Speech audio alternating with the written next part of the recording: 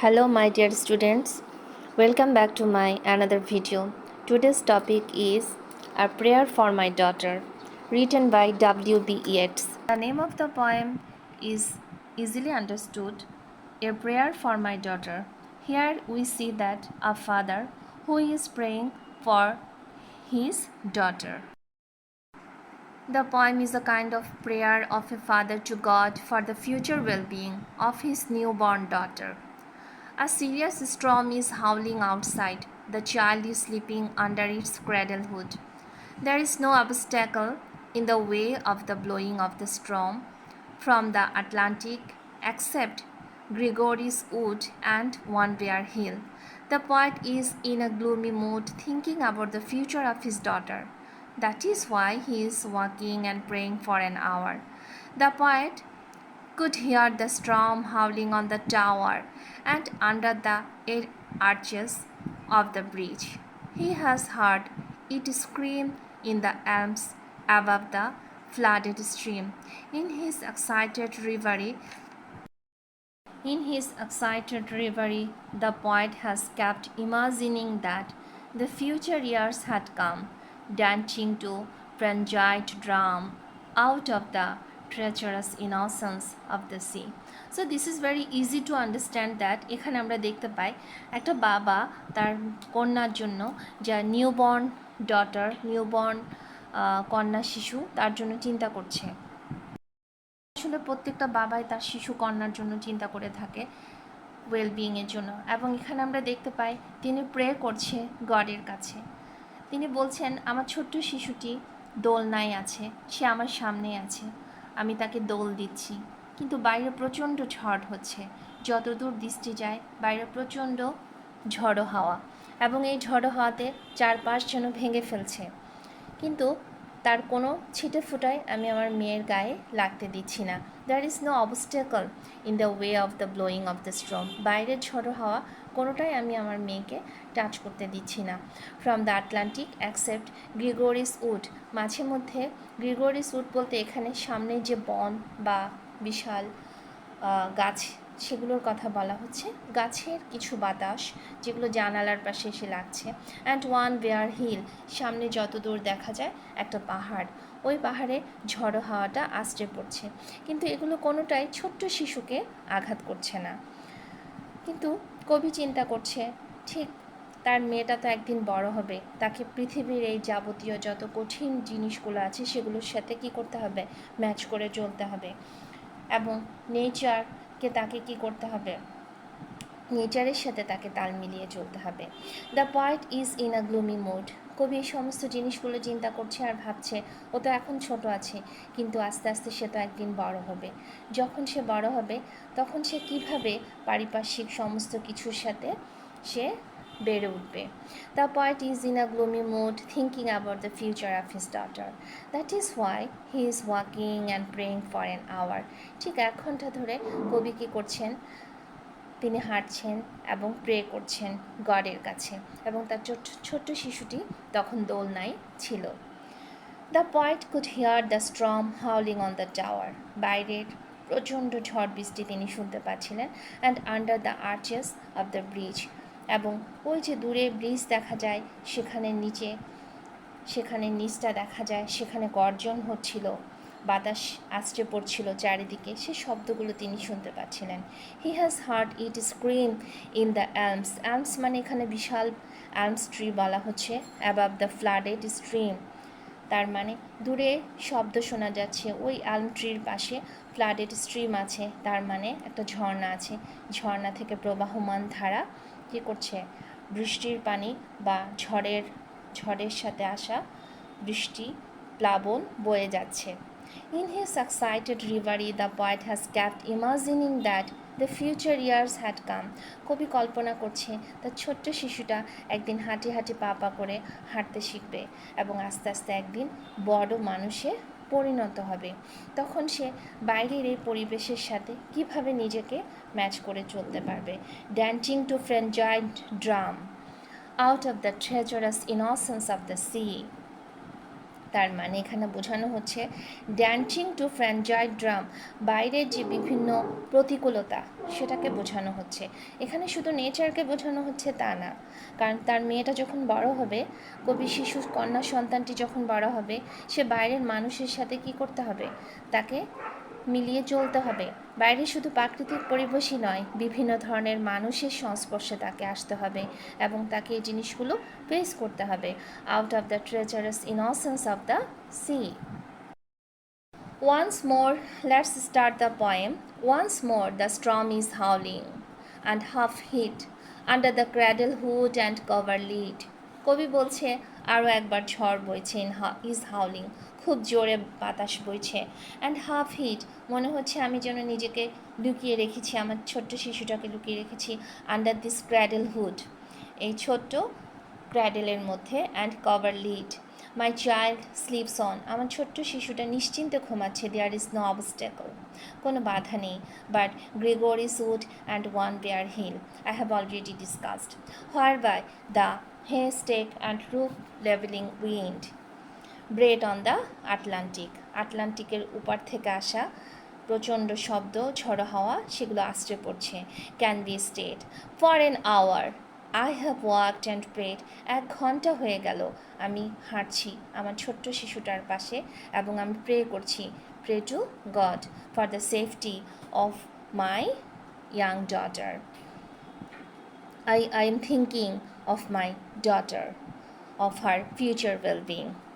In this way, the poet is thinking because of the great gloom that is in my mind, যেটা আমার মনের মধ্যে অনেক tension বা হতাশার সৃষ্টি করছে, যে এখন সে ছোট্ট শিশু, এখন সে আমার কাছে আছে, এখন আমি তাকে খুব সহজেই যত্ন করতে পারছি, বাট যখন সে বড় হবে তখন তাকে বাইরের প্রতিকূল সিচুয়েশনের সাথে মিলে চলতে হবে। তাহলে আমি প্রে করছি গডকে, গড যেন সে সাহসটুকু তাকে দেয়, সে যেন ওভারকাম করতে পারে সমস্ত বাধা বিপত্তি। I have walked and prayed for this young child an hour and heard the sea wind scream up on the tower. আমি হাঁটছি, প্রায় ঘন্টা হয়ে গেল আমার ছোট্ট শিশুটার পাশে এবং প্রে করছি, and heard the sea wind, এবং শুনতে পাচ্ছি সমুদ্রের বাতাস, scream up on the tower, কীভাবে আছড়ে পড়ছে টাওয়ারের উপর, and under the arches of the bridge, এবং ব্রিজের নিচে ওই যে জায়গাগুলোতে কীভাবে আমরা যখন ঘূর্ণিঝড় হয়, সাইক্লোন হয়, তখন দেখি কীভাবে আছড়ে পড়ে ঢেউ। হ্যাঁ, কবি ওই বিষয়টাকেই তুলে ধরেছেন। And scream in the elms above the flooded stream, এবং শব্দ হচ্ছে, স্ক্রিম বলতে এখানে খুব জোরে শব্দ হচ্ছে, ওই দূরের এলম ট্রির মধ্যে যখন সমুদ্রের ঢেউগুলো আস্তে আস্তে পড়ছে, বাতাস, প্রচণ্ড বাতাসে যখন সমুদ্রের ঢেউগুলো আস্তে পড়ছে, আমি স্পষ্ট শুনতে পাচ্ছি। Imagining in excited reverie that the future years had come, আগামী দিনগুলো আসবে, dancing to a fringent drum out of the murderous innocence of the sea. The poet starts the poem in a frightening tone. The storm is howling outside like a ferocious beast. The little girl is sleeping in a cradle. Inside the house, the haystack and roof leveling wind coming from the Atlantic causes a potential threat to the girl. There is no obstacle before the house which can challenge the onslaught of the storm to protect the girl from the impending danger. তার মানে বাইরে প্রচণ্ড বৃষ্টি হচ্ছে, কিন্তু ওই বৃষ্টিটা এসে, বৃষ্টির সব কিছু এসে পড়ছে, আছড়ে পড়ছে, কিন্তু কোনোটাই এই ছোট্ট শিশুকে হার্ম করছে না। The tone of the poet is precarious as there is none to combat the danger. Words like cradlehood and cover lead create an atmosphere of weakness and insecurity. There is a hill, but the hill is without trees. Such a hill is unable to build any resistance against the storm. Therefore, the poet is in a gloomy mood. In such a state, he has nothing to do but loiter and pray to God for protection. এই ধরনের সিচুয়েশনে কবির পক্ষে আসলে pray করা ছাড়া আর কোনো কিছুই করার নেই। আমরা একটু সেকেন্ড স্টেঞ্জাটা একটু দেখব। সেকেন্ড স্টেঞ্জাতে কবি আসলে কি বলতে চাচ্ছেন। In the second stanza the tone is rather desperate and প্যাসিমিস্টিক। The poet here's the sea wind scream up on the tower, under the arches of the bridge, and in the elms above the flooded stream. The statement, the future years had come, সামনের দিনগুলো আসছে। কারণ আমার ছোট্ট শিশুটা তো এরকম ছোট্ট থাকবে না। তোমরা যখন কবিতাগুলো শুনবে তখন অবশ্যই তোমাদের সামনে তোমাদের মেন বইটি রাখবে এবং কবিতাটি তোমাদের সামনে রাখবে, তাহলে তোমাদের বুঝতে সহজ হবে। Dancing to a frangiant drum creates an extremely anxious and frantic mood in the poem. It indicates the passing years in her daughter's life, which are full of violence and chaos. কবি চিন্তা করছে আমার ছোট্ট শিশুটা তো এরকম ছোট্ট থাকবে না এবং সামনের দিনগুলোতে তাকে কি করতে হবে। Dancing to a frenzied drum, এখানে বোঝানো হচ্ছে যে সামনের যে অ্যানশাস এবং ভায়োলেন্স ক্যাওয়াস লাইফ সেগুলোর সাথে তাকে কি করতে হবে, দাপটের সাথে তাকে চলতে হবে বা তাকে এগুলোর সাথে নৃত্য করতে হবে। তার মানে এগুলোর সাথে তাল মিলিয়ে তাকে চলতে হবে। এটা কবির ভাষায় লিখেছেন। Okay, dancing to a frenzied drum which are full of violence and chaos. It is a violent and chaotic time. কারণ যে সময়টাতে কবি শিশু সন্তানটি জন্মগ্রহণ করেছিল সেই সময়টা ছিল খুবই ক্রুশিয়াল আওয়ার। কারণ সেটা আমরা জানি সেই সময়টাতে পুরো ওয়ার্ল্ডটাতে ফার্স্ট ওয়ার্ল্ড ওয়ার সংগঠিত হয়েছিল। এটা 1919 সালের ঘটনা। The drum is frangiant because of the danger and chaos around his daughter. Anne's innocence is juxtaposed with the contrasting sea, which is murderous. The sea represents the world and the crowds around her. As they are evil and destructive, they are murderous. ওকে, এটা আমি কোথা থেকে পড়েছি? আমরা কবিতা থেকে পড়েছি। একটু যাই কবিতাতে, তাহলে May she be granted beauty and yet not. কবি চিন্তা করছে তার মেয়েকে নিয়ে যে তার হয়তো বা সে তার সৌন্দর্য থাকতে পারে and yet not, আবার নাও থাকতে পারে। Beauty to make a stranger's eye distraught or hers before a looking glass. For such, being made beautiful overmuch, consider beauty as sufficient and, সৌন্দর্যটাকে জাস্ট খুব কনসিডার করা হচ্ছে সাফিসিয়েন্ট অ্যান্ড, হ্যাঁ সৌন্দর্যটা থাকবে কিন্তু সেটা হচ্ছে যেটুকু না হলেই নয়, কিন্তু তার মনের সৌন্দর্যটাকে এখানে কবি হাইলাইট করেছেন। লস নেচারাল কাইন্ডনেস, যদি তার মেয়ের মধ্যে নেচারাল কাইন্ডনেস না থাকে, and maybe the heart revealing intimacy, এবং হার্ট রিভিলিং হৃদয়ের মধ্যে যদি ইন্টিমেসি আন্তরিকতা না থাকে তাহলে কিন্তু সে কখনো একজন ভালো হিউম্যান বিইং হতে পারবে না। That chooses right and never find a friend, যদি সে সঠিক জিনিসটা চিনতে না পারে, রাইট এবং রঙের মধ্যে যে পার্থক্য সেটা যদি সে ধরতে না পারে তাহলে সে কখনো সত্যিকার একজন বন্ধু খুঁজে পাবে না।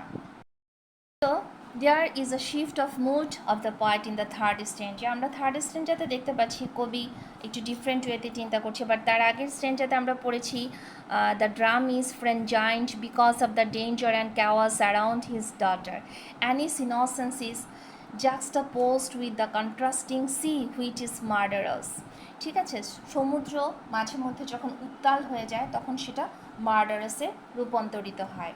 The sea represents the world, পুরো সমুদ্রটা সামনে যত দূর দেখা যায় যে সমুদ্রটা ওটা পুরো রিপ্রেজেন্ট করছে পুরো পৃথিবীকে, and crowds around her as they are evil and destructive they are murderous, কারণ এখানেই আছে ইভিল এবং ডিস্ট্রাকটিভ এবং তারা মার্ডারাস। ঠিক একইভাবে আমরা থার্ড স্ট্যান্ডাতে দেখতে পাচ্ছি কবির মুডটা এখানে শিফট হয়েছে। There is a shift of mood of the poet in the third stanza. When the poet imagines helping his daughter, he decides how she should turn out. কবি বলছেন এতক্ষণ তিনি কিন্তু প্রথম দুটো স্টেঞ্জাতে আমরা দেখতে পাই যে কবি চিন্তা করছিলেন তার মেয়ের সেফটি নিয়ে, কিন্তু এখন আমরা দেখতে পাচ্ছি কবি তার মেয়ে কেমন হওয়া উচিত সে বিষয়টা আমরা যারা রিডার আছে আমাদের কাছে তুলে ধরেছেন। This appeases his worries and gives him new ideas and food for thought. Here the tone of the poem becomes imploring, prayer-like and reflective. The poet implores to God that his daughter might be beautiful, হতে পারে তার কন্যা সন্তানটি সুন্দর, but not much too beautiful, কিন্তু খুব বেশি সুন্দর হওয়া দরকার নেই। If she becomes extremely beautiful, she will be proud of her beauty. Okay, she will lose her natural kindness, সে তার ন্যাচারাল কাইন্ডনেসকে হারিয়ে ফেলবে, and will fail to choose real friends in life. As a caring father, the poet is praying to God so that he might make her daughter a good human being. তাই কবিতা গডের কাছে প্রার্থনা করছেন তার ছোট্ট শিশু কন্যা সন্তানটি যখন বড় হবে তখন যেন সে একজন ভালো হিউম্যান বিইংয়ে পরিণত হয়। Thus we see that a gloomy atmosphere pervades the poem. পুরো কবিতাটার মধ্যে একটা গ্লুমি অ্যাটমসফিয়ার আমরা দেখতে পাচ্ছি। We also notice changes in the tone and mood of the poet. The poem starts with a pessimistic mood of gloom and fear, but ends with an optimistic mood of humble submission to God. Here you see there is an extract. May she be granted beauty and yet not beauty to make a stranger's eyes distraught, or hers before a looking glass. The extract has been taken from the poem A Prayer for My Daughter by W.B. Yeats, one of the leading modern poets of English literature. In these lines, a part of the prayer for the poet's daughter has been mentioned. W.B. Yeats is greatly affected by the First World War. The chaos and destruction caused by the war makes the poet gloomy and anxious. কারণ কবি first world war দেখেছেন 1919 সালের, এবং তখনই তার শিশু কন্যা সন্তানটি জন্মগ্রহণ করেন। His daughter Anne Butler Yeats was born in 1919. As a father, Baba হিসেবে Yeats is naturally worried about the future of his daughter in this mundane world. The poet prays to God for some qualities for his daughter, which will help her handle the obstacles of life successfully. একজন বাবা হিসেবে তিনি চান যে তার কন্যা সন্তানটির মধ্যে এমন কিছু মানবীয় গুণাবলী থাকুক যেটার মাধ্যমে সে পৃথিবীর যাবতীয় অবস্টেকলকে কী করতে পারবে, খুব সফলতার সাথে ওভারকাম করতে পারবে। The poet first prays for his daughter to be blessed with beauty, but not too much beauty, which distracts the eye of the people, যেটা মানুষের কাছে খুব ডিস্ট্রাক্ট মনে হয়, মানুষ যেটা নিয়ে সে যদি কখনো অহংকার করে বা গর্ব করে, যেটা মানুষের কাছে দুঃখের কারণ হয়।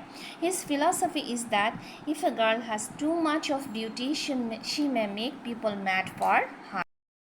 Even the girl herself may be distracted by her own beauty when she will look at her reflection in the mirror. The evil of too much beauty is that the possessor of such beauty thinks that her beauty is an end in itself. She forgets that it should be conducive to the happiness of life. She thinks that she need not cultivate any other qualities of his character, as she has beauty to win everything. তার মানে তার যদি অতিরিক্ত যদি সে সুন্দর হয় তাহলে দেখা যাবে ওই সৌন্দর্যটাই তার জন্য একটা ডিস্ট্রাকশন হয়ে আসবে। But the poet thinks that a girl or any human being has many things to do in the world. He or she has many duties to perform towards fellow human beings. If a girl of extraordinary beauty thinks her beauty as a sufficient and itself, she will neglect other things she should do as a human being. Such a woman forgets her natural kindness and becomes unable to respond to the advances of sincere love. She fails to choose a suitable life partner, so the poet prays for moderate beauty for his daughter so that she may be free from the evils of too much beauty. Though the lines express a personal opinion of the poet, they have universal significance. The prayer of Yeats is not only for his daughter but for the whole mankind. The lines indirectly refer to Mudgone too. Mudgone was a very beautiful but obstinate lady. The poet loved him wholeheartedly, but she did not respond to his love. Rather, she married MacBride, a worthless person. Out of vanity, Mudgone ignored Yeats' devoted and sincere love, and ultimately ruined her own life. What the poet wants to say is that, out of vanity, Mudgone ignored Yeats' devoted and sincere love. তার মানে আমরা দেখতে পাচ্ছি এখানে একটা personal tone আছে। মডগনকে কবি অনেক পছন্দ করতো, বাট মডগন ইগনোর করেছিল Yeats' devoted and sincere love and ultimately ruined her own life. What the poet wants to say is that if a woman puts utmost importance on her physical beauty, she is sure to commit mistakes which will cause irreparable loss to her. Thus, we see that These lines have a universal appeal with a moral lesson for the women folk also. Prayer for my daughter is a lyric. This is a marked stanza division in the poem. Each stanza consists of 8 lines. The rhyme scheme of each stanza is the same. Rhyme is the recurrence of similar sounds in the closing syllables of different lines. Rhyme is used to produce musical sound and to unify a particular stanza form. The poem also follows a definite rhyme scheme which is discussed. See, the rhyme scheme is A B B C, hit, cover, lead, obstacle, hill, wind, state, braid, mind. Rhyme scheme is A B B C D D C. This is an iambic pentameter we see here. Figures of speech are some literary devices mostly used in poetry. As a modern poet, W.B. Yeats was very keen to use figures of speech.